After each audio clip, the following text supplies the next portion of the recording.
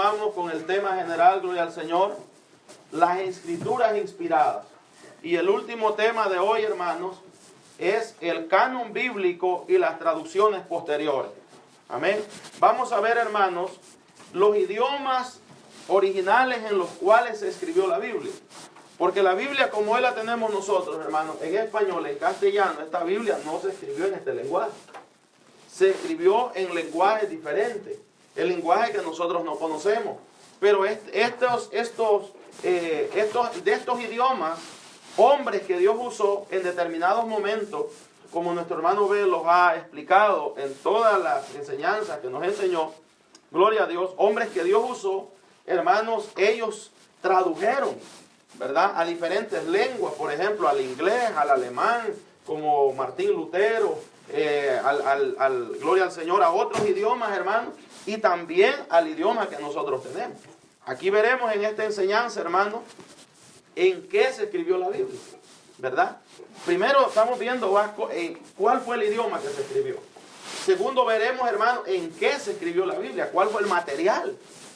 Amén. ¿Cuál fue el material en cuál se escribió? Porque en esos tiempos no había papel como hoy lo tenemos, ¿verdad? Hoy tenemos la gran bendición de tener toda la Biblia junta. Tenemos papel y la leemos a la hora que queremos, en el teléfono. La tecnología ha sido de mucha bendición en ese sentido. Pero en aquellos tiempos no. Era el libro de Isaías, era aparte, un rollo. El libro de Daniel, otro rollo. Pero no estaba como hoy lo tenemos. Amén. Esa era algo muy diferente, totalmente diferente. Y veremos también, hermanos, por qué nuestra Biblia evangélica, Reina Valera, solo tiene 66 libros. ¿Verdad? Porque la religión católica nosotros nos acusa que le hemos quitado a la Biblia. Entonces ya veremos por qué nosotros no tenemos esos 7 libros apócrifos. La Biblia apócrifo quiere decir, la palabra apócrifo quiere decir de dudosa credibilidad. Eso quiere decir apócrifo.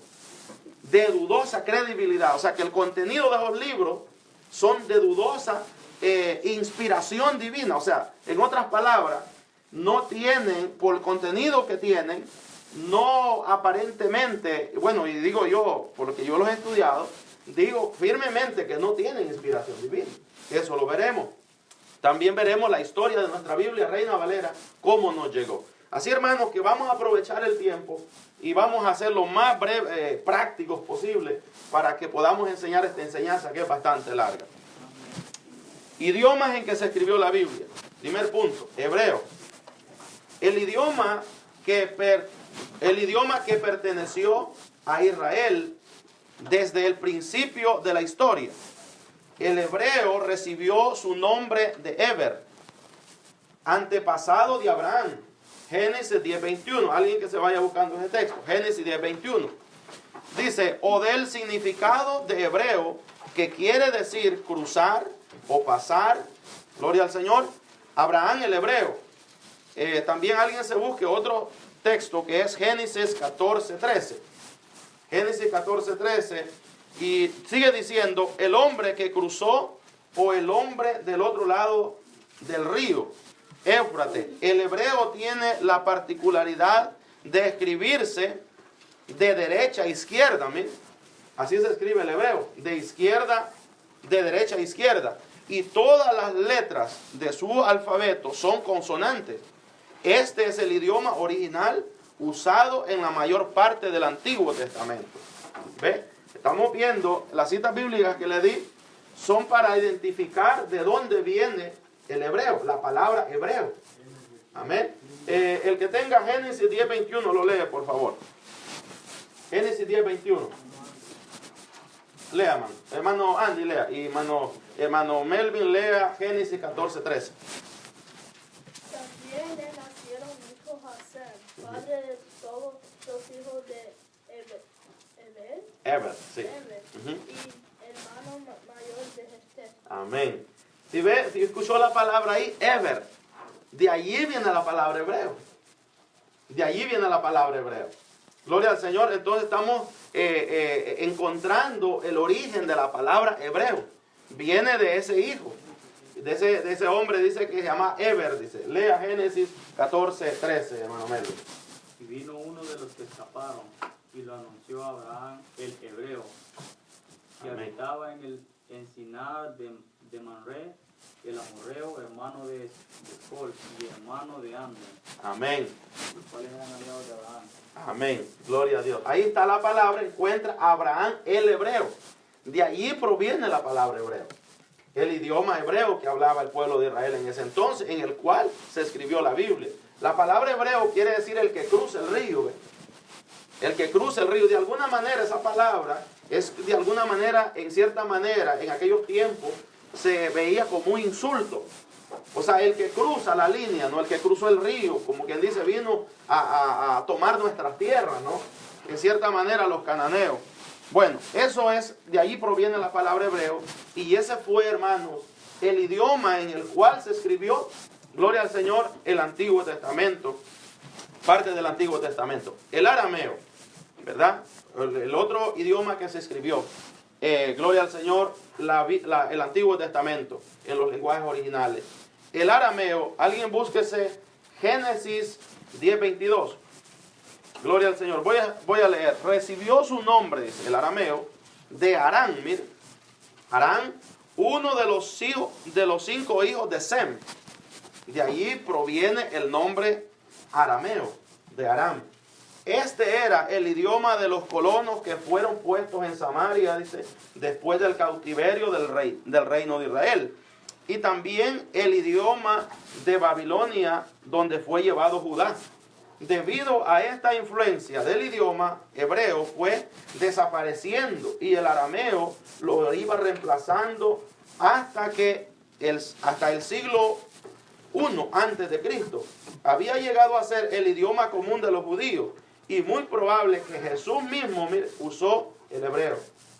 El Señor Jesucristo, muy probable, usó este lenguaje, el arameo, gloria al Señor. El hebreo seguía como el idioma de los sacerdotes, mire, de los estudiosos y de la literatura religiosa.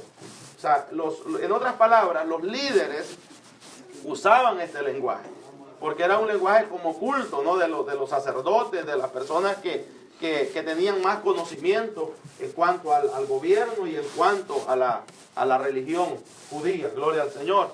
También, hermanos, el griego, ¿verdad? Estamos hablando que en los idiomas que se escribió la Biblia.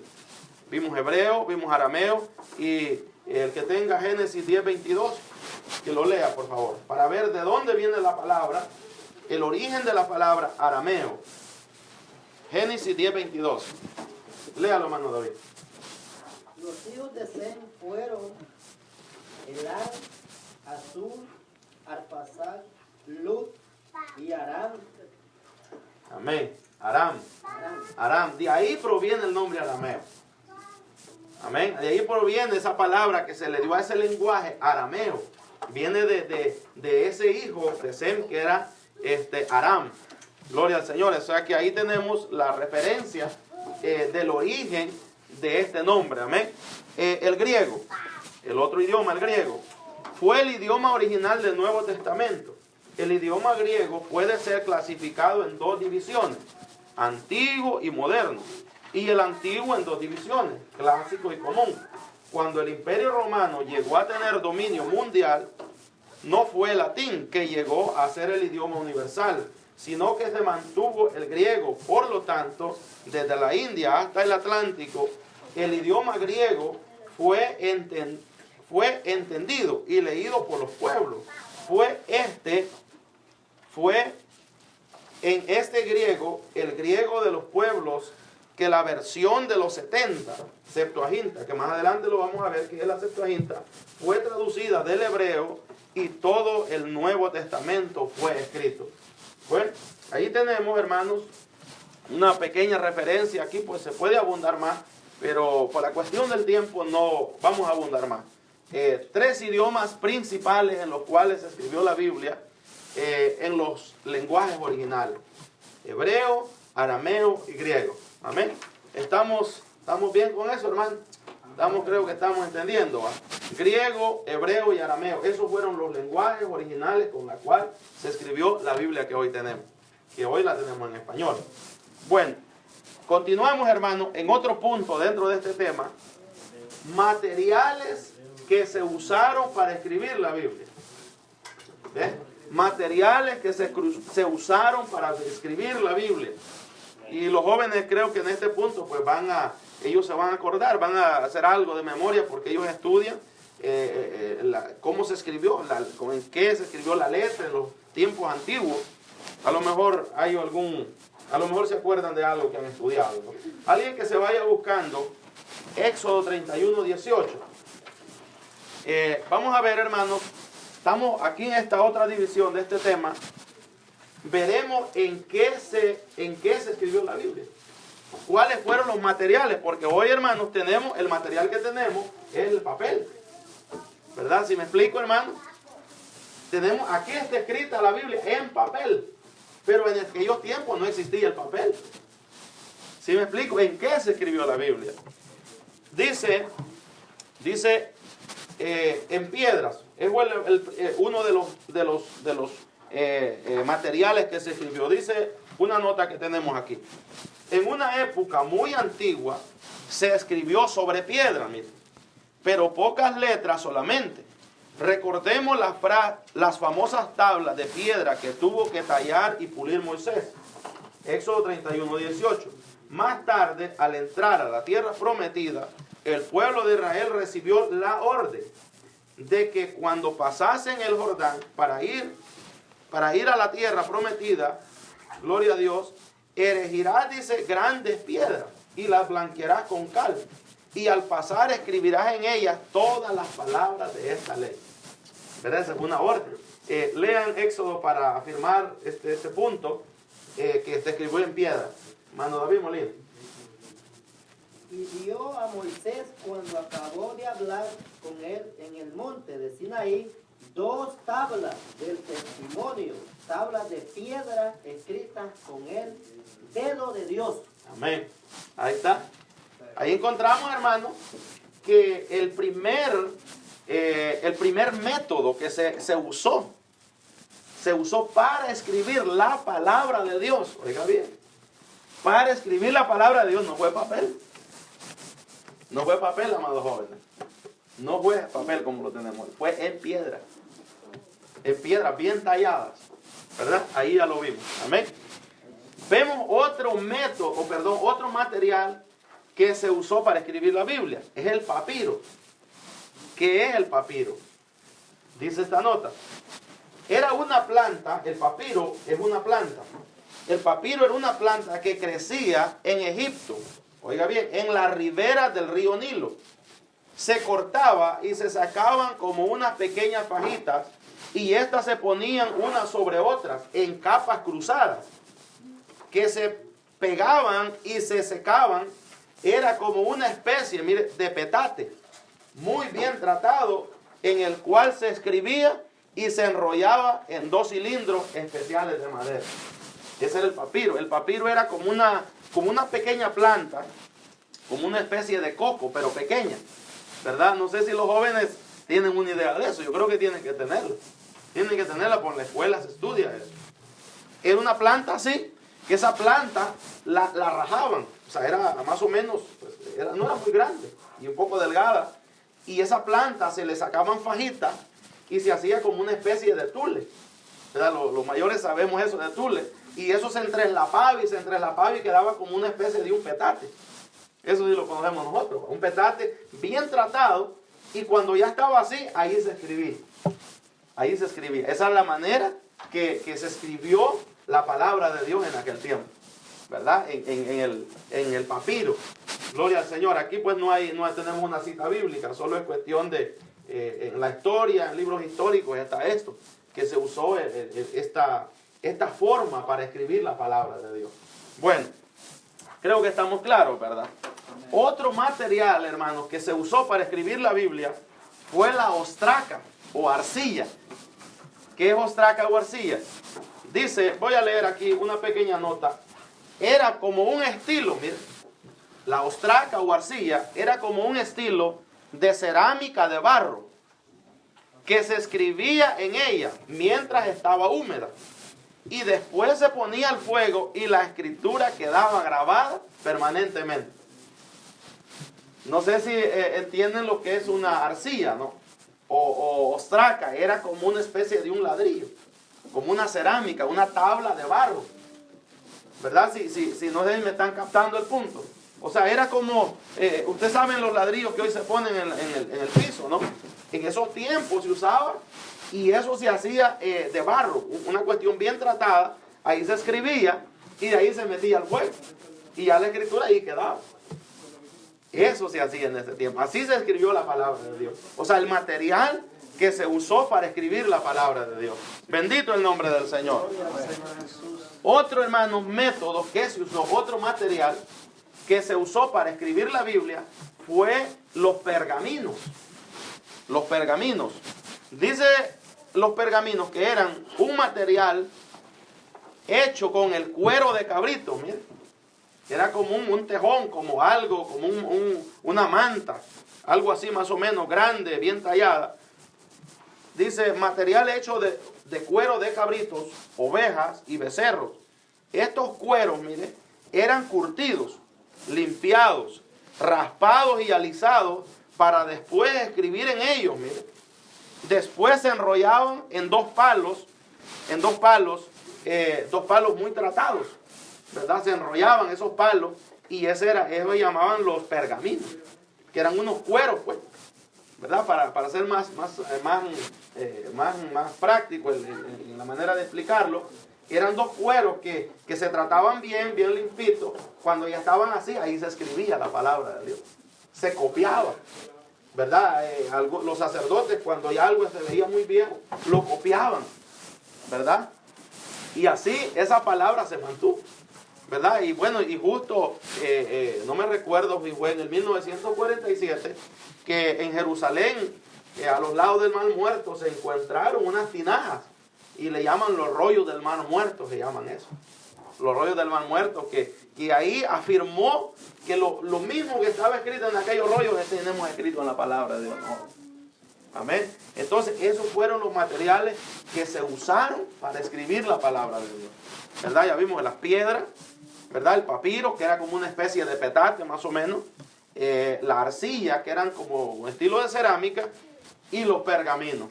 Amén. El apóstol Pablo usó los pergaminos. No sé si se acuerda cuando le dice a Timoteo, tráeme el capote, le dice, gloria al Señor. Y los pergaminos, le dice, gloria al Señor, que me son muy útiles. Gloria a Dios, porque Pablo leía todas esas enseñanzas y estaban en los pergaminos. Pues hoy imagínense, uno puede usar una Biblia de bolsillo, una Biblia pequeñita, pero en aquellos tiempos eran rollos. Era algo grande, algo que no era como hoy lo tenemos nosotros. Así que gloria a Dios por la palabra de Dios, hermano. Y esa palabra, hermano, esa palabra ha trascendido el tiempo. Ha trascendido la historia, ha trascendido tempestades, momentos difíciles. Y esta palabra aquí está todavía. Aquí está esa palabra. Entonces, ¿qué, hermanos, queremos dejar en la mente de ustedes, amados jóvenes? Que esta palabra que ustedes tienen, esto es palabra de Dios. ¿Y quién es Dios? Dios es un ser espiritual. Dios es un ser inteligente. Un ser sumamente infinito, increíble, inimaginable. Y Él ha plasmado esta palabra. Cuando ustedes lean esta Biblia, dense en cuenta que ustedes están leyendo palabras de Dios que fueron inspiradas. ¿Verdad? Amén. Así que creo que estamos claros en eso. No sé si tenemos alguna pregunta. ¿Tenemos alguna pregunta? Ya vimos los 4 idiomas que se escribió la Biblia y vimos los materiales en cuál se escribió la Biblia. ¿Verdad? No sé si me quiero que entiendan ese punto para que pues entendamos claro y aprendamos y sea de mucho beneficio para nosotros. Amén. Creo que continuamos. Traducciones de la Biblia. Las traducciones de la Biblia. La primera traducción de la Biblia, si lo diríamos completamente, fue la Biblia Septuaginta. Se llama la Biblia Septuaginta, quiere decir la Biblia de los 70. Y ya veremos por qué se le llama la Biblia de los 70. Dice la nota que tenemos acá. La primera traducción de la Biblia hebrea o Antiguo Testamento de textos hebreos, mire, y arameos más antiguos al idioma griego por instrucciones de Ptolomeo Filadelfo. Ptolomeo II Filadelfo monarca griego de Egipto. Fue traducida para los judíos en Egipto que vivían en la ciudad de Alejandría. 280 a 180 antes de Cristo. Por 72 rabinos, miren, esta traducción de la Septuaginta o la Biblia de los 70, 72 rabinos enviados por el sumo sacerdote de Jerusalén. Esta escritura fue utilizada por todo el mundo antiguo, más allá de Judá, y luego por las iglesias cristianas primitivas. Esta Biblia, hermano, fue como reunida. Este Ptolomeo Filadelfo fue un rey de Egipto. Y este hombre, en su biblioteca, se dio cuenta que él no tenía la Biblia en ese lugar. Y él dice que la historia que le mandó al sumo sacerdote de Jerusalén que mandara traductores y una copia del Pentateuco, que lo mandara allá a Egipto, a Alejandría, para que hicieran una traducción completa. Gloria a Dios. Entonces dice que el sumo sacerdote envió, dice, a 72 escribas, gente especializada en traducir en lenguas hebreas. Gente especializada. Entonces dice que esos hombres mandó 6 por cada tribu. 6 judíos, rabinos, especificados, escribas, gente muy dotada. Y dice que hicieron esta traducción que se llama la Septuaginta, la Biblia de los 70. Que más adelante veremos que de ahí es donde viene la Vulgata Latina. La Vulgata Latina ya veremos que... Bueno, entonces una pequeña referencia a lo que es la Biblia de los 70. Y después de eso vino otra traducción que se llama la Vulgata Latina. Dice, otra versión antigua de la Biblia es la Vulgata Latina. Nombre que significa común o corriente. Eso significa Vulgata. Común o corriente. Hecha por San Jerónimo, mire. Por Jerónimo, en el 400 después de Cristo. Este San Jerónimo, o Jerónimo, la Iglesia Católica le llama San Jerónimo, y para ellos es le llama un padre de la Iglesia, ¿no? En el buen contexto de la palabra fue un buen hombre. Pero lo que pasa es que si la Iglesia Católica hiciera y pensara y creyera lo que pensaba San Jerónimo, a lo mejor serían igual que nosotros. Porque la iglesia de ese tiempo era una iglesia apegada a las doctrinas apostólicas, ¿verdad? O sea, San Jerónimo no rezaba el rosario. San Jerónimo no hacía misa por los muertos y todas esas cosas, ¿verdad? Entonces, pero bueno, era un hombre de ese tiempo, del siglo IV, que ese hombre hizo una traducción de esa Biblia, llamada la versión de los 70, hizo una traducción a la Vulgata Latina. Leemos, continuamos leyendo. Es una traducción del hebreo original, mire, de lo que hemos dicho antes, del Antiguo Testamento a latín. Esa es la Vulgata Latina. El Nuevo Testamento lo revisó y lo corrigió de varias versiones latinas ya existentes. La Vulgata Latina fue la versión usada por la Iglesia de Europa, mire, y África hasta el tiempo de la Reforma. La Reforma protestante sabemos que es la Edad Media. La de, por ejemplo, el siglo XV, el siglo XVI, todo ahí empieza una reforma, lo que se llama la Reforma protestante, que lo veremos más adelante. Cuando se comenzaron a traducir y a usar versiones en sus propios idiomas, se escribió en latín corriente para ser más fácil de entender a las personas comunes. Esta fue la Biblia oficial de la Iglesia Católica por muchos años. Amén. Esta Biblia, Vulgata Latina, desplazó, si se puede llamar de alguna manera, a las lenguas originales, a las Biblias de lenguas originales. ¿Por qué? Porque el latín era el idioma que todo el mundo hablaba. O sea, ahí me explico. O sea, es como decir, vamos a dar un ejemplo, Estados Unidos, ¿no? Que es un imperio que tiene, tiene dominio sobre muchas naciones. Y digamos que el inglés se habla por todo el mundo. Entonces, ¿para qué se va a hablar español? O sea, la mayoría de gente se preocuparía por hablar inglés. ¿Por qué? Porque ese es el idioma que habla la gente y la gente entendería en eso. Entonces, por eso, esa Biblia, Vulgata Latina, que era en latín, dominó, si se puede decir de alguna manera. Se expandió. ¿Por qué? Porque ese era el idioma que la gente hablaba. Amén. No sé si tenemos alguna pregunta hasta el momento. Gloria al Señor. Ahorita estamos más o menos con la Vulgata Latina, estamos hablando desde el 400 después de Cristo hasta el 1500. Hoy vamos a entrar hasta el 1500, casi un milenio. Vamos a cruzar, bueno, hay mucho que hablar, pero vamos a corrernos un milenio hasta la Reforma Protestante. Amén. Vamos a continuar. Los libros canónicos y apócrifos. Cuando yo les estaba diciendo por qué nosotros solo tenemos 66 libros. Y la Biblia católica, por ejemplo, tiene 72 libros, si no me equivoco. No, perdón. Gloria al Señor. Sí, bueno, tiene 7 libros más que la Biblia de nosotros, la que nosotros usamos. Veremos por qué. Porque a nosotros nos dicen, si usted va a evangelizar, y yo le garantizo que lo primero que le van a decir, oh, usted tiene una Biblia mutilada. A usted lo han engañado. Usted tiene una Biblia que la han manoseado. Y le han quitado, y usted ha creído una mentira prácticamente. ¿Verdad? Entonces ya veremos aquí por qué nosotros no usamos los libros. Hay vasta información, vasto argumento para no usar estos libros. Los libros canónicos y apócrifos. Jerónimo o San Jerónimo hizo la primera traducción de las lenguas originales, mire, a latín, que fue la Septuaginta, perdón, la versión de los 70, a latín, la cual vino a llamarse la Vulgata Latina, que es la traducción de San Jerónimo. Y esa traducción permaneció, mire, hasta la Edad Media.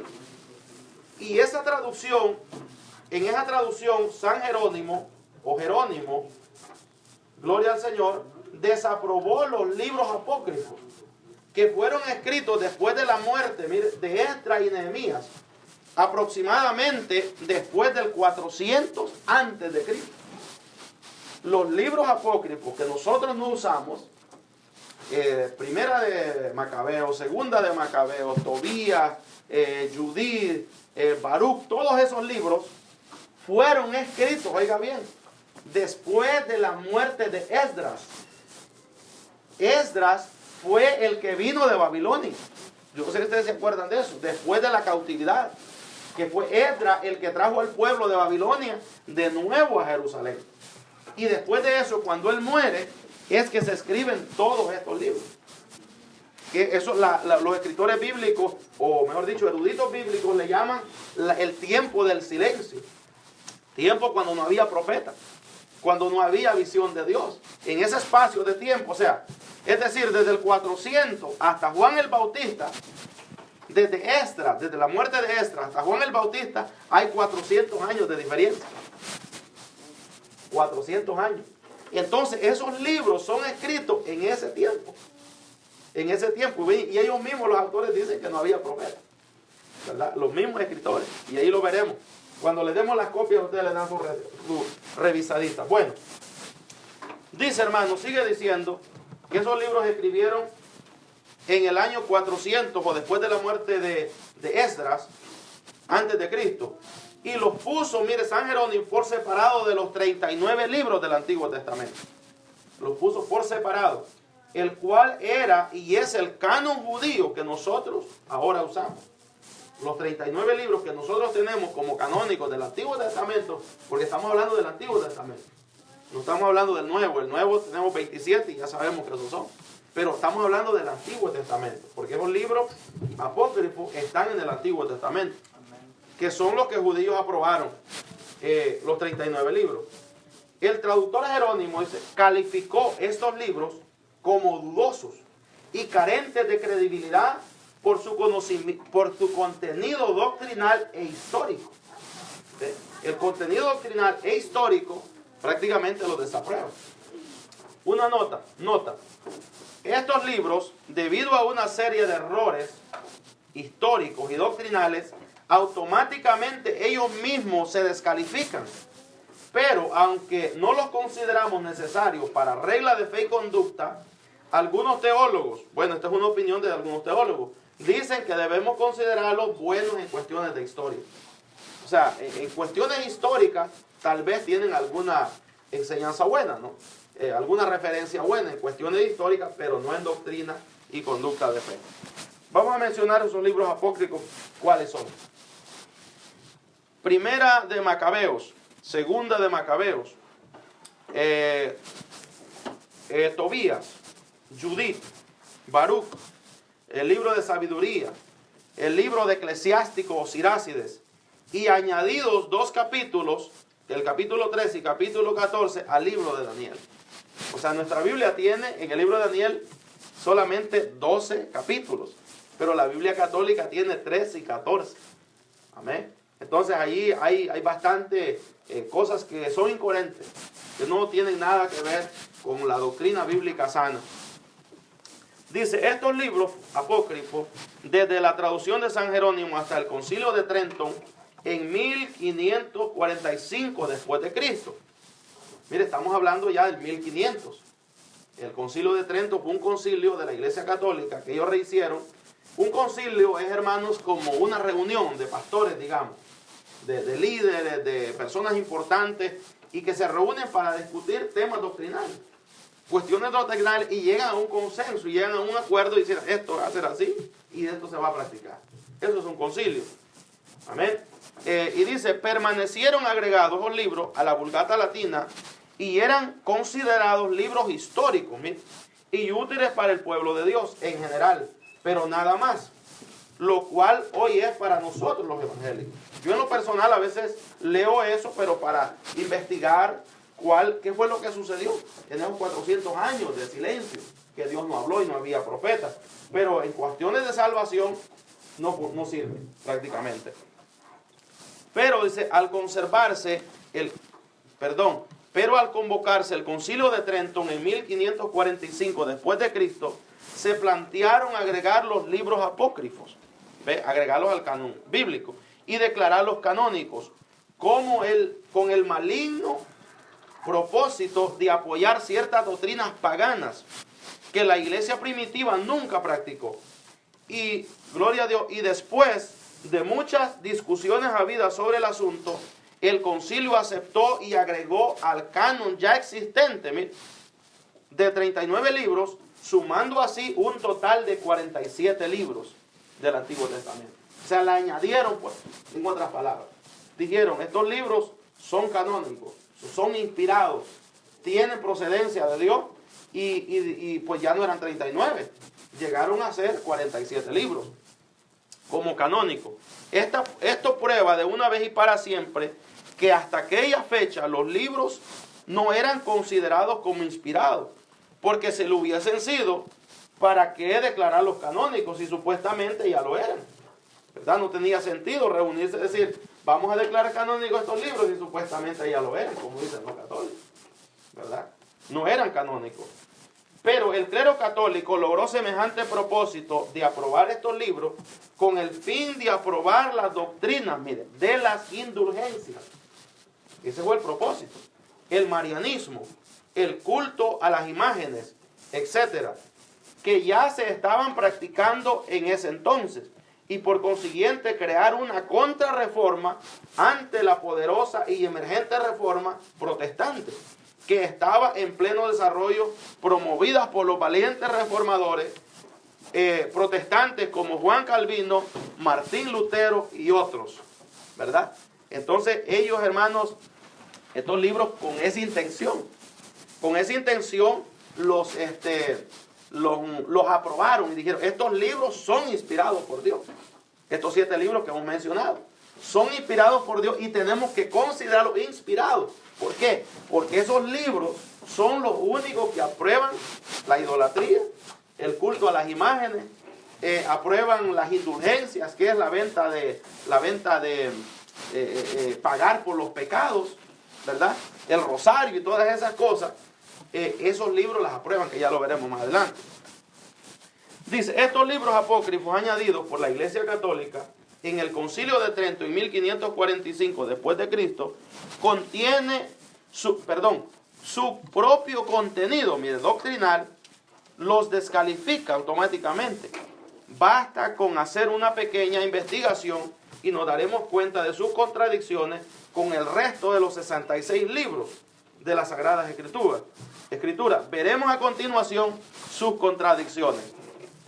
Primer punto, Tobías capítulo 4, verso 10. Eso no lo busquen porque no está en nuestra Biblia. Aprueba el espiritismo y contradice toda la doctrina bíblica. Oiga bien, lo voy a estudiar para que quede grabado. Tobías 4:10. Oiga lo que dice ese libro, Tobías 4:10, de la iglesia, de la Biblia católica. Pues la limosna, dice, nos libra de la muerte y nos guarda de andar en tinieblas, dice, mire. ¿Se da cuenta? Esa palabra, si usted dice, si usted la analiza, pues la limosna los libra de la muerte. Pero ¿cómo que la limosna? O sea, la ofrenda, pues. En otras palabras. O sea, no es, entonces, ¿quién es que salva aquí entonces? ¿No es Cristo? ¿No es la sangre de Cristo? ¿No es el sacrificio de Cristo? Por eso es que el católico, usted se ha fijado que ellos enfatizan en hacer limosna, en ofrecer, en hacer cosas y cosas. Porque aquí dice, mire, la limosna libra de la muerte y nos guarda de andar en tinieblas. O sea, que una persona solo porque ofrende y dé limosna en la iglesia católica, la persona ya le prendió el foco en la cabeza, por decirlo así, pero andan más perdidos que cualquier cosa. ¿Verdad? Tobías 6:2. Dice lo que dice Tobías 6:2. Aprueba aquí en este punto, que dice que aprueba el espiritismo. Dice, el ángel agregó, ábrelo, le dice. Sácale la hiel, mire, el corazón y el hígado, y guárdalos. El joven abrió el pez, dice, y sacó la hiel, el corazón y el hígado. Luego cocieron el pez, dice, y se lo comieron. Después continuaron su camino hasta cerca de Media, dice. El joven preguntó al ángel, hermano Azarías, ¿qué remedios son el corazón, el hígado y la hiel del pez? Le respondió, dice, si se quema el corazón o el hígado del pez ante un hombre o una mujer atormentados por un espíritu malo, dice, el mal desaparecerá para siempre. Gloria a Dios. Aleluya. Mire qué tontería, hermano. ¿Se da cuenta lo que está escrito aquí? ¿Se da cuenta? Así que no se vaya a dejarme engañar, no se vaya a dejar atormentar usted, que le digan que usted tiene una Biblia mutilada. Al contrario, ellos tienen una Biblia que le han agregado cosas que no son, cosas que Dios no las ha hablado. ¿Qué es lo que está hablando aquí? Aquí está probando la hechicería. Esa es brujería, eso. Imagine quién se pone a abrir un pez, a sacarle el hígado, la hiel y a ponerlo en el fuego de frente de un endemoniado. ¿Ves? Es contrario a la doctrina bíblica. El Señor dijo, en mi nombre, dijo, mira, en mi nombre echarán fuera demonios. Dios. No dijo, póngale un hígado de frente de un pez. ¿Verdad? En mi nombre echarán fuera demonios. Dios, pondrán las manos sobre los enfermos y sanarán. Dice, mira. Esa es la doctrina bíblica. Gloria a Dios. O sea que totalmente un error. Sabemos que, hermano, esa doctrina no la practicó ni los apóstoles, ni el Señor Jesucristo enseñó tal doctrina, ni el apóstol Pablo, un gran escritor del Nuevo Testamento, no mencionó, pero ni una sola vez. Entonces, nosotros no la practicamos, por eso no la practicamos. Así que Dios nos bendiga. Tobías 12:6, hablando de este punto. Ya que la limosna, mire, libra de la muerte, lo mismo, y purifica de todo pecado. Los que dan limosna tendrán larga vida. Mire. Gloria a Dios. Esto aquí no le conviene al papa. Esto le conviene al cura para que le vayan a llenar sus arcas de plata. Esto no le conviene a otra gente. ¿Por qué? Ellos pelean por estos textos bíblicos.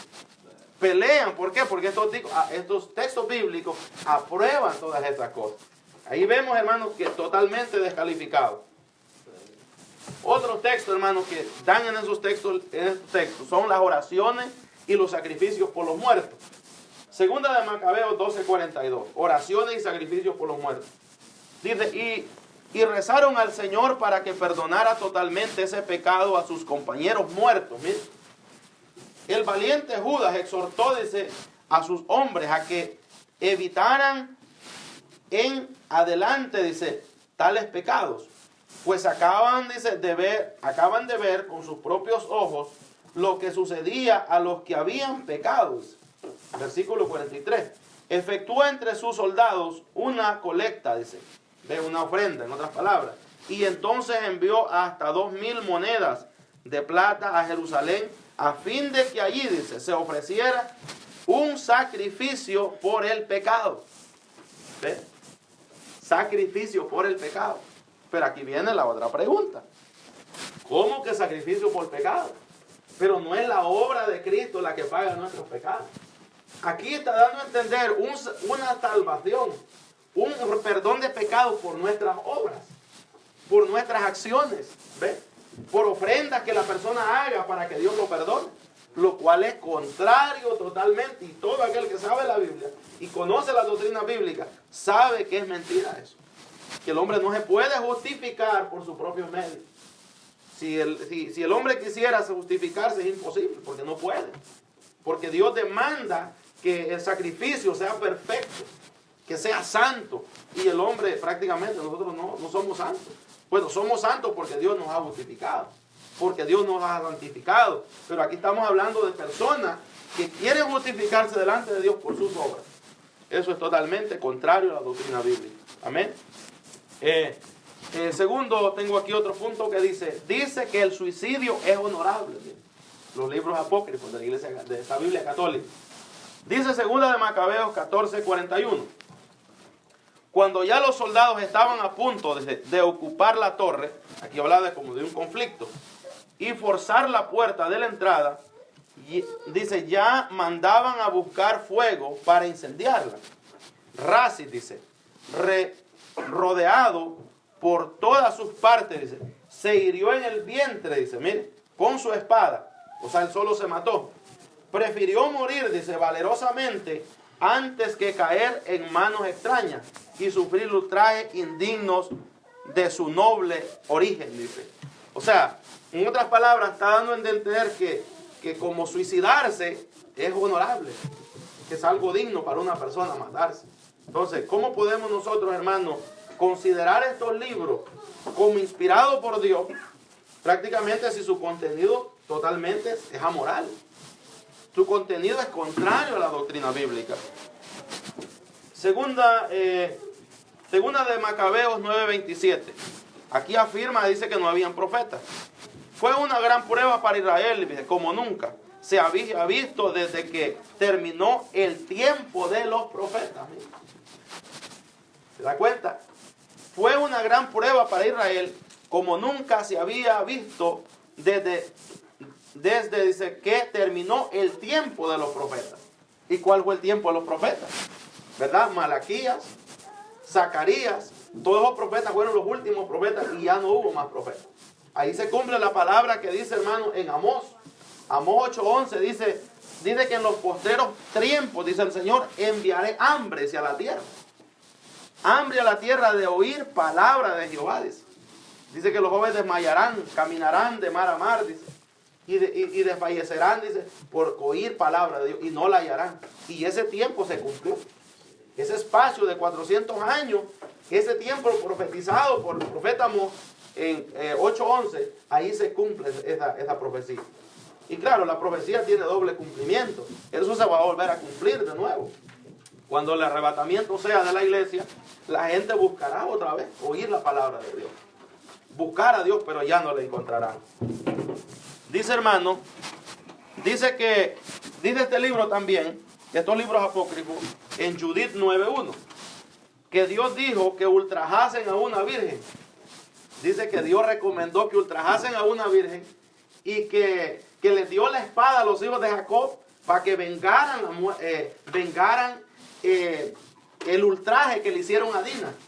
Ustedes se recuerdan de Dina, la hija de Jacob, que dice que uno de aquella ciudad, cuando ella salió, dice que la violaron, lo ultrajaron, y dice que Dios lo dijo, dice este libro.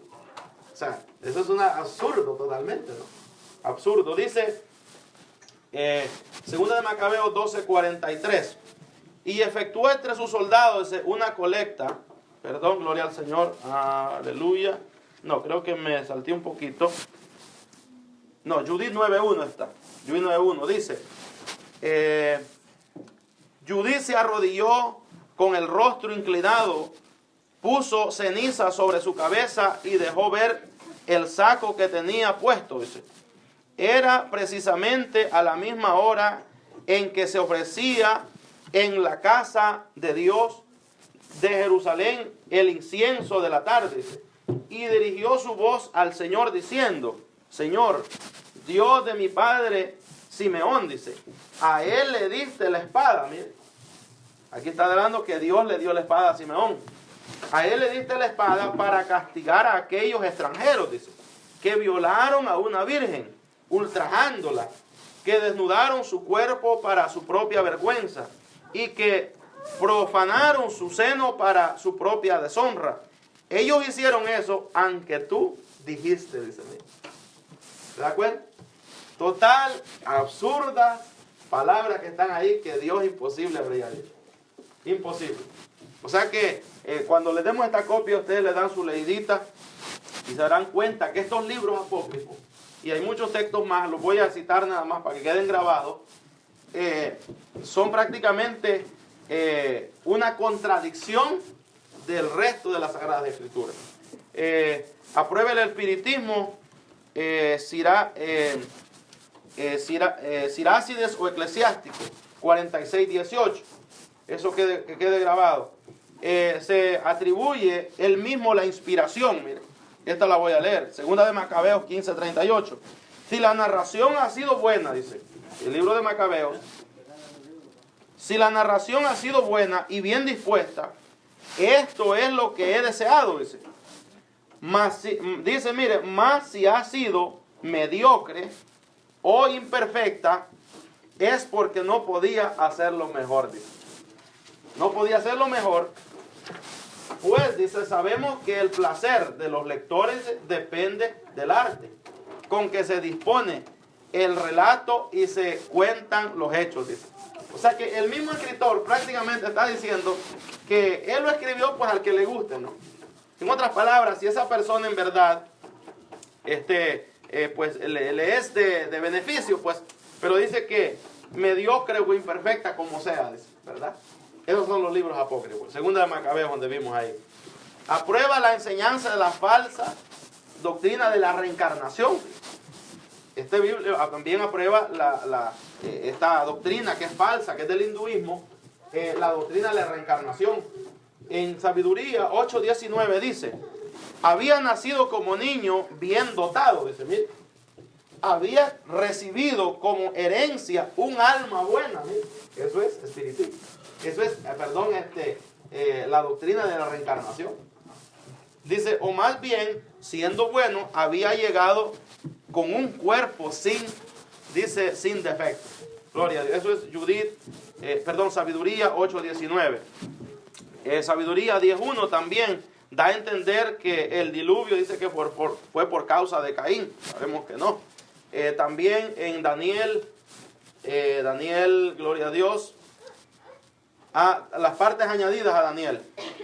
Hay otras partes añadidas a Daniel que también que son el capítulo 13 y el capítulo 14, que ahí habla cosas también que nada que ver con la doctrina bíblica. Así que, hermanos, esos son los libros apócrifos.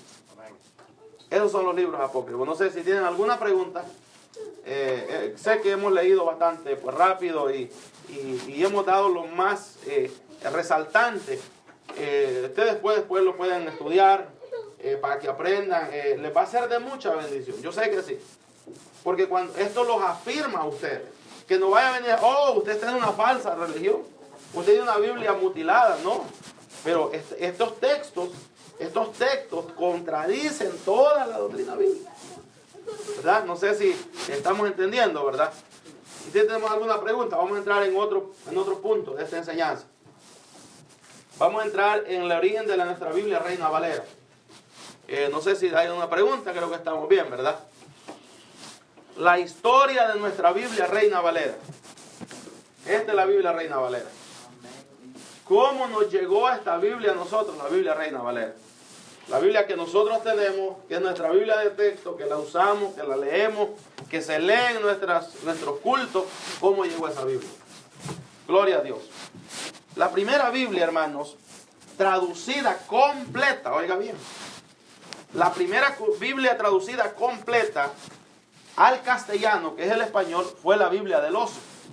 Así se le llamó. Tenía una imagen de un oso alcanzando miel de un panal de un árbol. Esa era la Biblia del oso. Y esa imagen, el traductor es Casidoro de Reina, gloria a Dios, Casidoro de Reina, lo hizo así porque era prohibido en ese tiempo hacer un libro con una portada que tuviera una cruz o que tuviera algo que tuviera que ver con cuestiones religiosas.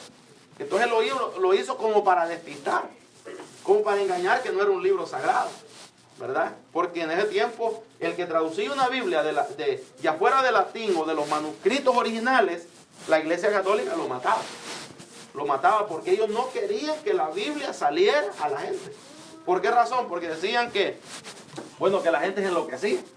Que el que lee la Biblia se enloquece. El que lee la Biblia es una persona que se trastorna de la mente.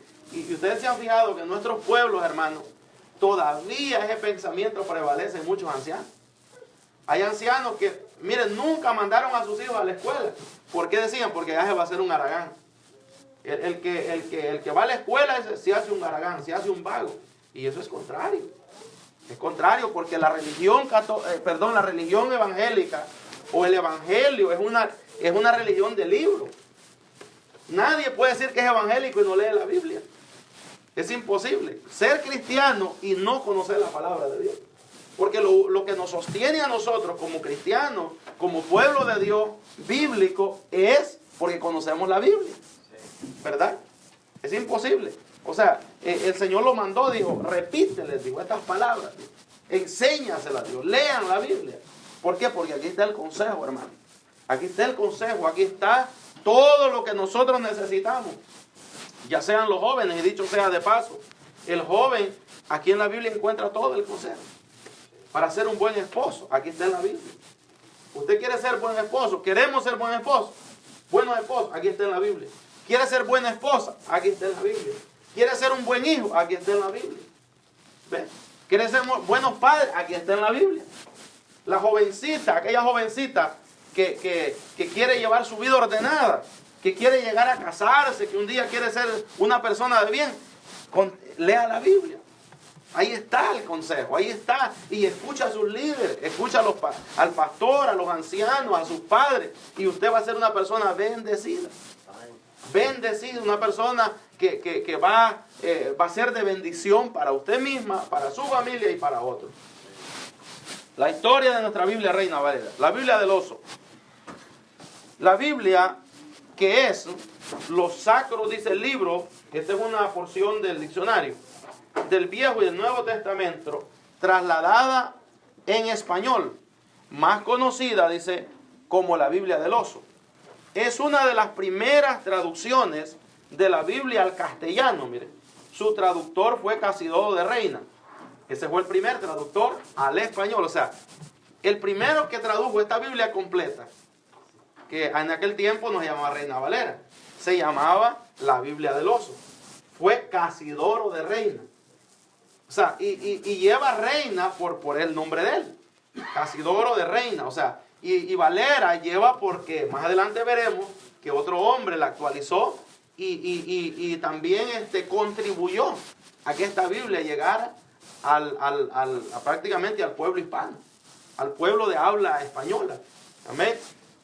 Dice, un religioso, Jerónimo, dice, español convertido al protestantismo, o sea, al verdadero cristianismo. Casidoro de Reina, dijo, trabajó durante 12 años, mire, en su preparación. Se publicó esta Biblia, mira, la Biblia del oso, en Basilea, Suiza, el 28 de septiembre de 1569. 1569, la primera Biblia al español se tradujo en el 1569. La primera Biblia completa, porque ya en otro tiempo hubo un hombre que se llamaba Francisco de Encinas, en 1543 después de Cristo. Este hombre también tradujo, pero solo fue el Nuevo Testamento, no fue completa. Él también usó esa traducción para hacer su traducción. Casidoro de Reina, gloria a Dios.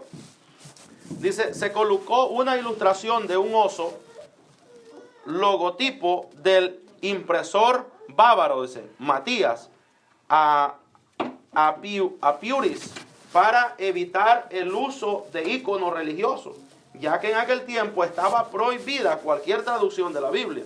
La versión Reina es la primera traducción de la Biblia completa en castellano, teniendo como base textual, mire, manuscritos en hebreo y griego. Traducciones anteriores de la Biblia completa al castellano, también como la Biblia prealfonsina, la Biblia de Encinas, dice, también para, gloria a Dios, Casiodoro de Reina usó como una base de la traducción de Francisco de Encinas, que mencionamos antes. Esa fue la Biblia del oso. Hoy veremos la Biblia del cántaro. Que esa Biblia del cántaro fue como una, ¿cómo le explico? Como una actualización. O sea, digamos que esta es la Biblia del oso, ¿verdad? La Biblia del oso, de Casiodoro de Reina. Y viene otro, después, digamos, de 40 años, otra persona, Cipriano, que fue Cipriano de Valera, y esta Biblia la actualiza, porque era un lenguaje muy antiguo, un español tal vez viejo, antiguo, y que ya tal vez no se practicaba, que ya palabras que no se decían, ¿verdad?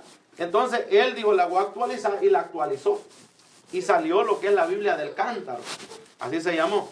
Vamos a leer, no sé si me explico ese punto, para que lo entendamos, que no es que son dos Biblias, sino que la Biblia del cántaro y la Biblia del oso es la misma Biblia, no más que es una Biblia como actualizada. ¿Sí me explico, no? Actualizada, gloria a Dios.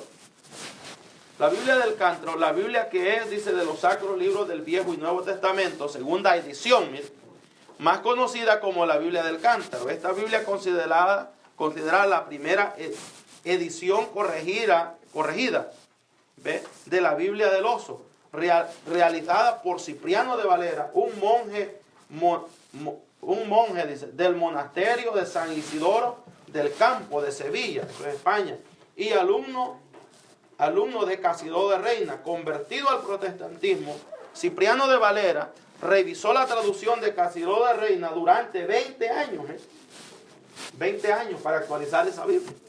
O sea que fueron trabajos grandísimos. O sea que no fue que de un rato, de un día, de la noche a la mañana.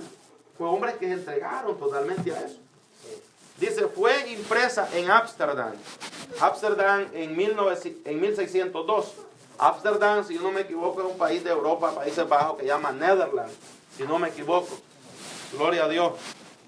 Dile, al escribirla, Valera, Cipriano de Valera, sigue fielmente la traducción de Reina, dice, con muy ligeras enmiendas en el lenguaje y en los sumarios de los capítulos, eliminando o poniendo notas marginales en su revisión, dice.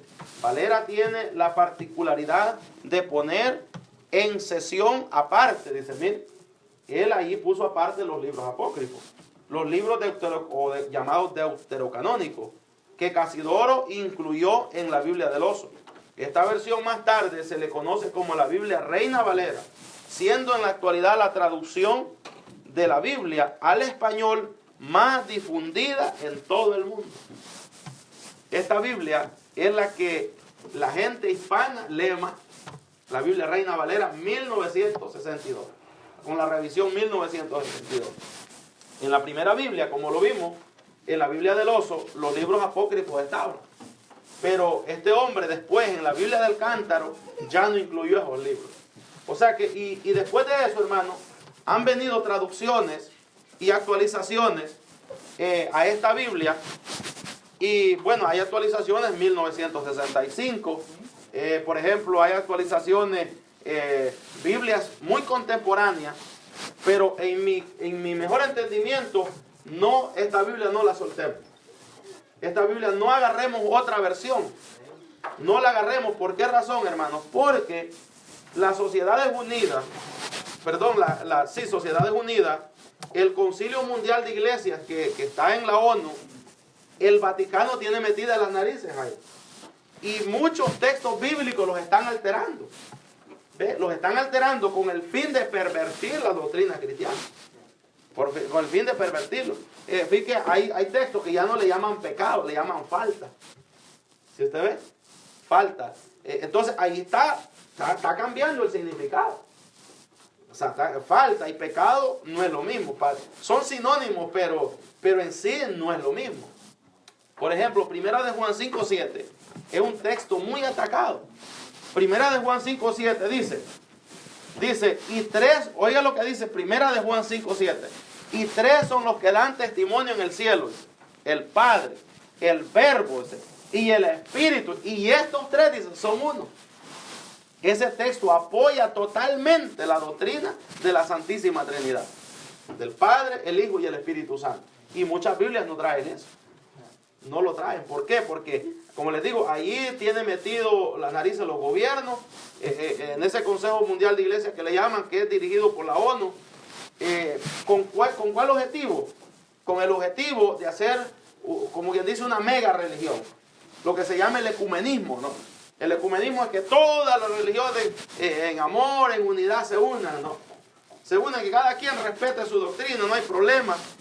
Yo respeto la doctrina católica, la doctrina de los testigos de Jehová, la doctrina de los mormones, y no hay problema, nos respetamos, ¿verdad? Pero fíjense, el evangelio no respeta doctrina. El Señor Jesucristo, si usted se fijó, claro, no es que vamos a atacar a la gente agresivamente, pero la verdad no tolera la mentira. Si usted se ha fijado, la verdad no tolera la mentira. Y el evangelio no tolera la mentira, porque el evangelio descubre. El evangelio no dice, porque no es que hay dos verdades, no, la verdad es absoluta. Y la verdad no tiene paralelo. Por ejemplo, el Señor dijo, yo soy, dijo, mire, yo soy el camino, Dios, la verdad y la vida. Y nadie, dijo, mire, eso es absoluto. Es absoluto. O sea, Él no dijo, si hubiera dicho Él, yo soy un salvador, pues entonces hay más salvadores. Hay más personas en quien confiar. Pero yo soy Él, dijo, único. El camino, o sea, no hay más. La verdad, no hay más verdad. Solo Cristo es la verdad. Y todo lo que Él dijo, todo lo que dijeron sus apóstoles a través del Espíritu Santo, esa es la verdad. Así que, hermano, toda la Biblia que nosotros tenemos, esa es la historia de nuestra Biblia, Reina Valera. ¿Verdad? Ha sido de gran bendición para muchos pueblos. Con esta Biblia, hermano, Dios ha salvado a miles de personas. Esta Biblia, todo Latinoamérica, y los mayores concilios de Latinoamérica, quien usa esta Biblia es la que usa. A veces se usan otras versiones, pero por cuestiones de estudio, porque tal vez aclaran más y especifican más, pero esta Biblia es la Biblia prácticamente que Dios le dio al pueblo de Dios. En una época, hermanos, cuando el catolicismo romano tenía secuestrada la Biblia, escondida, nadie podía traducir la Biblia. Nadie podía, lo que le habían dado era un catecismo, ¿verdad? Pero no, hermano. ¿Y qué es lo que yo les quiero decir aquí, amados jóvenes? Estudiemos la Biblia. Estudiémosla. Estudie la Biblia, que eso va a ser de mucha bendición para ustedes. Hay personas que no aprecian el estudio. Qué triste. Qué triste. El que no aprecia el estudio termina fracasado, termina engañado. ¿Por qué? Porque ignora. Ignoramos, cuando ignoramos la verdad nosotros, cualquiera nos engaña. Cualquiera le mete cuentos. Y ustedes, jovencitos en la escuela, no se deben meter cuentos. Nosotros tenemos un Dios poderoso. Y claro, hay materias que hay que sacarlas porque no queda de otra, ¿va? Pero no se dejen engañar. La palabra de Dios es el libro de los libros. Lea la palabra de Dios, que sea su libro. Ande en la escuela, lleve su Biblia. Llévela en la mochilita y en su tiempo de break, saque, lee un texto. El libro de Proverbios es un libro tan precioso para leerlo. No se avergüence de su religión. No se avergüence de la palabra de Dios, porque aquí hay vida en esta palabra. Hay vida. Y pues dicho sea de paso, nosotros como padres, digámosle a nuestros hijos de dónde nos sacó Dios. De dónde Dios nos sacó, lo que hizo Dios con nosotros. ¿Pero por qué? Por medio de esta palabra. Porque Cristo por medio de esta palabra se manifiesta. Amén. Así que, hermano, gloria a Dios, le doy gracias al Señor. Vamos a entrar en otra subdivisión de este tema. En otra división. Los escritores bíblicos, para afirmar que la palabra de Dios, porque estamos en las escrituras inspiradas. Los escritores bíblicos, hermanos, nunca se exaltaron a ellos mismos. ¿Verdad? En la Biblia, hermanos, no encontramos a un Moisés, a un David, a un Abraham, a un Pablo, exaltándose a ellos mismos. Al contrario, más bien ellos hablaban de sus debilidades, ¿verdad? De sus situaciones difíciles. Porque le hago la pregunta, ¿quién de nosotros, o qué escritor, mejor dicho, a los jóvenes que les gusta estudiar, qué escritor de este tiempo diría, yo soy un miserable, yo soy un gusano, yo no sirvo para nada? ¿Usted cree que va a vender un libro? No lo vende. No, él saca, yo tengo tantos degrees, dice, tengo unos estudios en no sé qué, maestría, y empieza a alabarse. ¿Por qué? Porque la gente no le compra un libro y no vende uno. Pero mire lo que dijo Moisés. Moisés 4:10. Entonces dijo Moisés a Jehová, ay Señor, dice, nunca he sido hombre fácil de palabra, ni antes, ni desde que tú hablas a tus siervos. Porque yo soy tardo en lengua, en habla, dice, y torpe de lengua. Y Jehová le respondió, ¿quién hizo la boca del hombre? Le dice. ¿O quién hizo al mudo y al sordo? Le dice. Al que ve y al ciego, le dice. ¿No soy yo Jehová? Le dice. ¿Ve? Entonces, pero lo que yo le quiero que usted le quede en su mente, que ¿qué escritor escribe una cosa así? Que yo soy tartamudo, ¿verdad? Yo no creo que los jóvenes han encontrado un libro, los jóvenes que les gusta estudiar, porque hay jóvenes aquí que yo sé que estudian, han encontrado un libro usted, por ejemplo, de Hamilton, de esos escritores tan de la Segunda Guerra Mundial, historiadores, han encontrado algunos de ustedes que digan que es un tartamudo. No me han encontrado, yo sé que no. Que diga que es un inútil, que no sirve para nada. Pero en la Biblia no encontramos. Los escritores bíblicos dicen eso. ¿Qué es lo que a mí me dice aquí, hermano? Que ellos no se alabaron a ellos mismos. Ellos hablaron, ¿por qué? Porque Dios estaba hablando en ellos. Porque es una palabra de Dios. O sea, nadie dice eso de sí mismo. Claro, ellos lo dijeron porque ellos, su objetivo era glorificar a Dios. ¿Verdad? Dice Jeremías, el apóstol Pablo en Romanos 7:12. El apóstol Pablo en Romanos 7:12 dice, miserable de mí, dice, ¿quién me libra de este cuerpo de muerte? Dice el apóstol Pablo. Y vuelvo a la pregunta, ¿quién escribiría un libro o quién escribiría una escritura que diga yo soy un miserable? Por supuesto que nadie. Nadie lo hace. Pero ¿qué es lo que yo veo aquí, hermano? También eso, el Salmo 22:6 dice, el rey David, mas yo soy gusano, mire, y no hombre, oprobio de los hombres y despreciado del pueblo. Gloria a Dios. Aquí yo veo, hermanos, algo glorioso.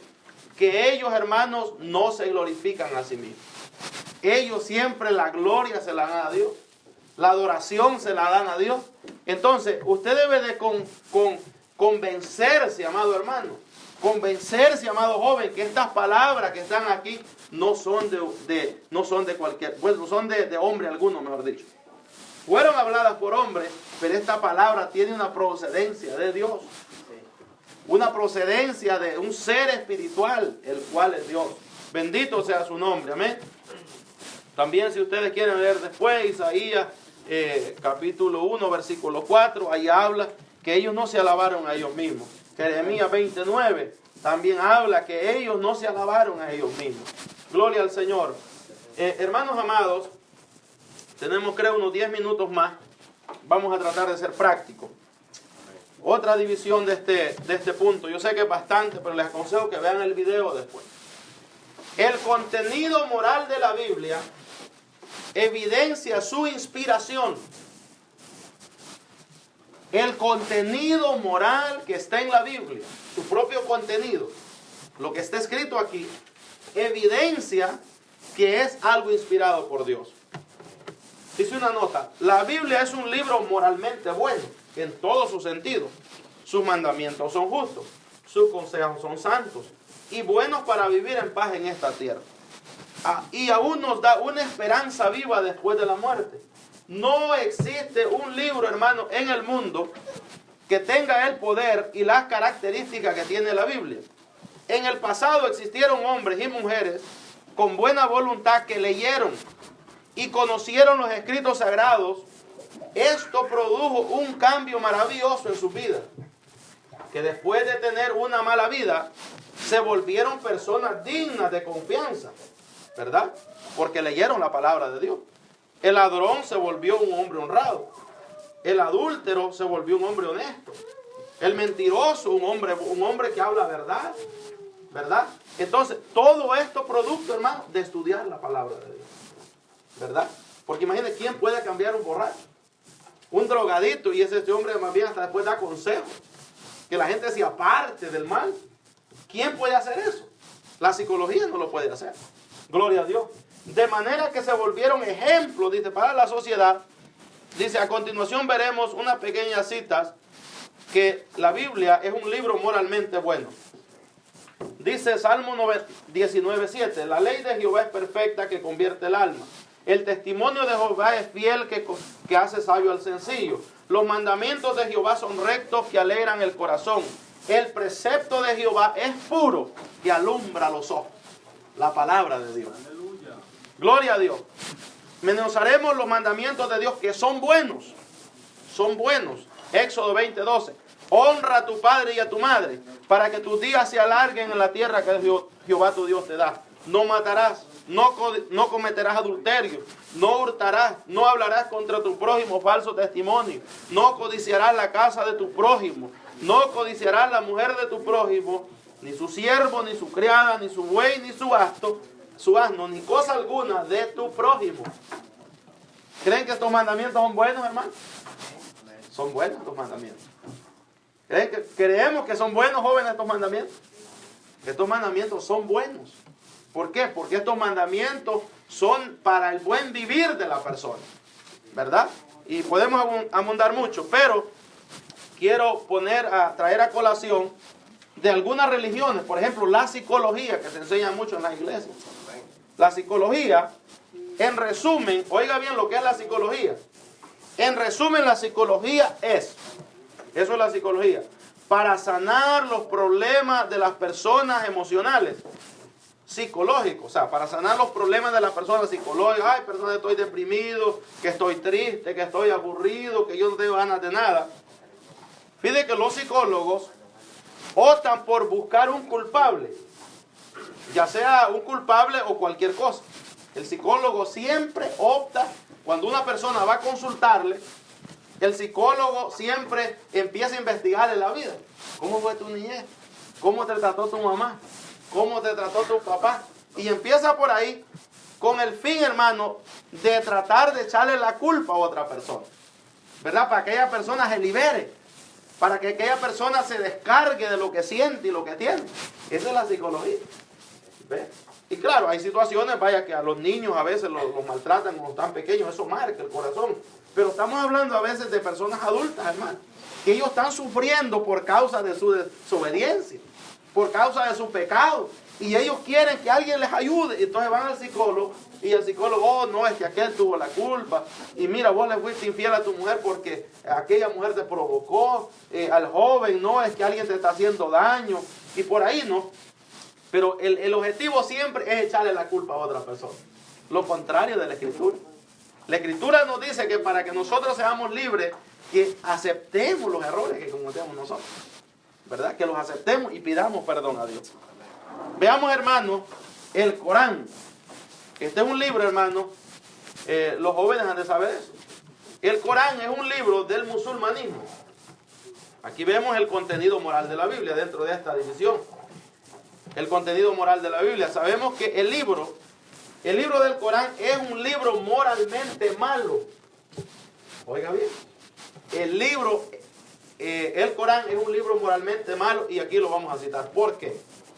Ellos no le llaman capítulo, le llaman surra.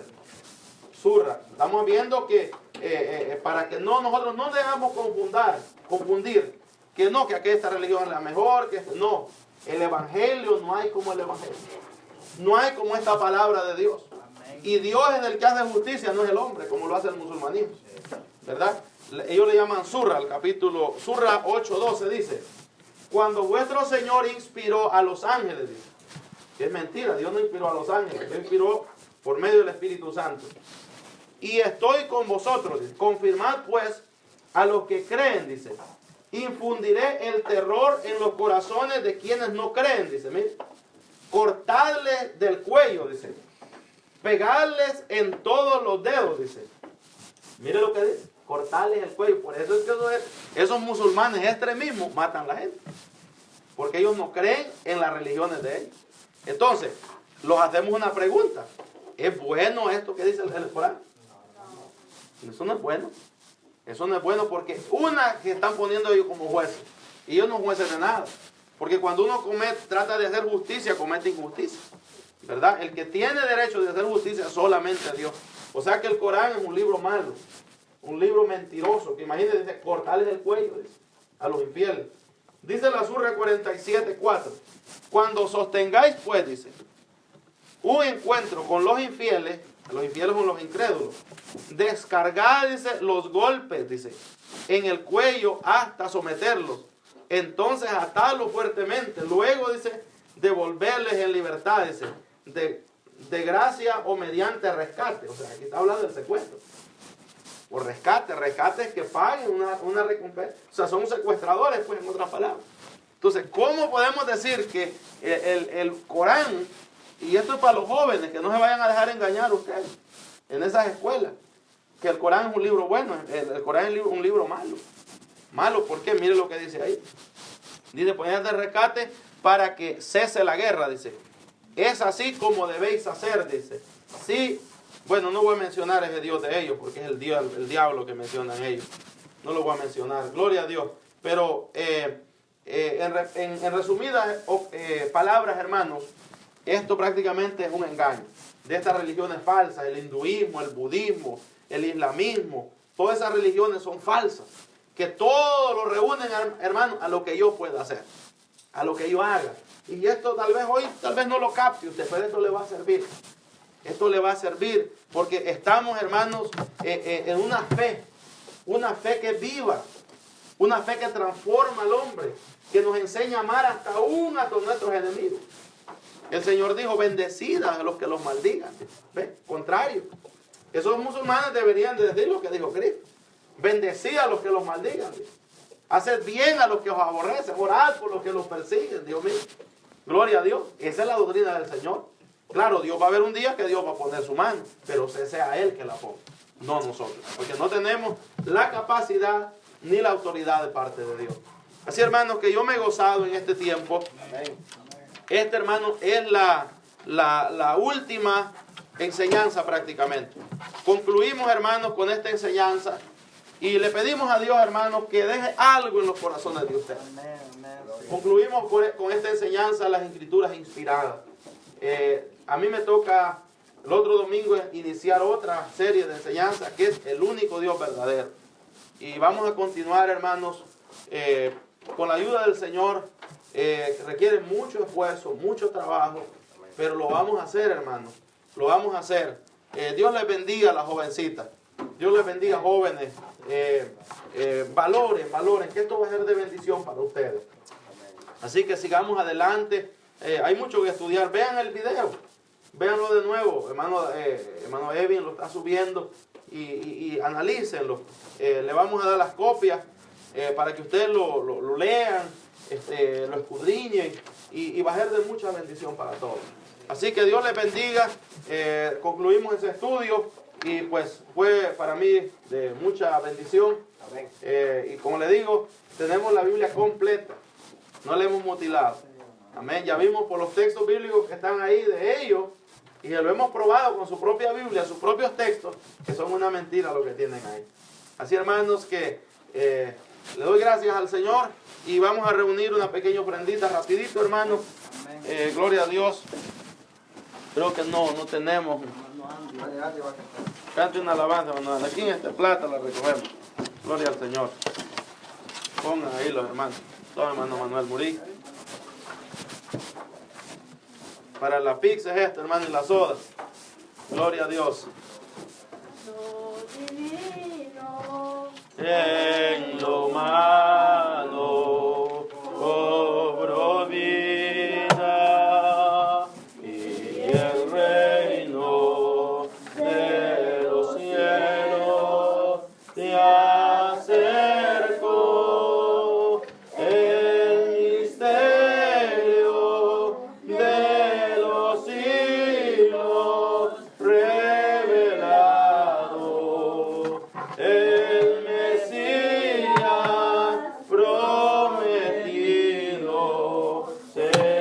eterno. Su martirio principió en el pesebre, donde el mundo egoísta lo mandó, pues no hubo un lugar de tal realeza que pudiera su cabeza recostar. Al que Debo yo servir, vino a servirme.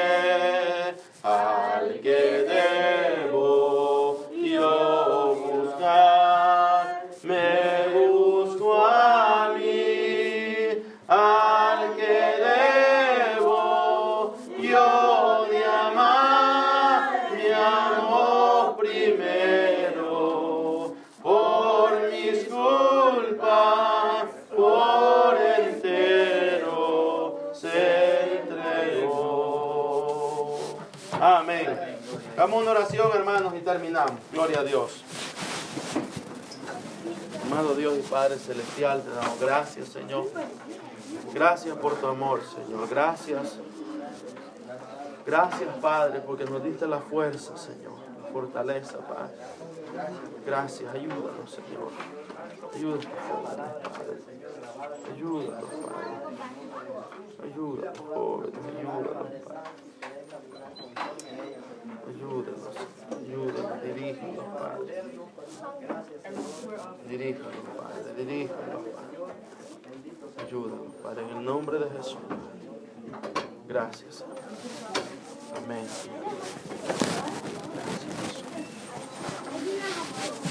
Dios les bendiga a todos.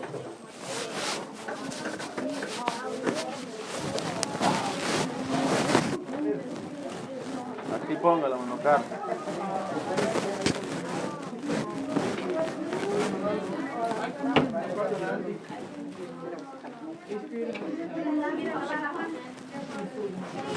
Bueno, Calderón, Ajá. yo me voy a ir ya porque tengo tiempo, ¿no? Perfecto. Que lo vaya bien. Dios bendiga, siervo.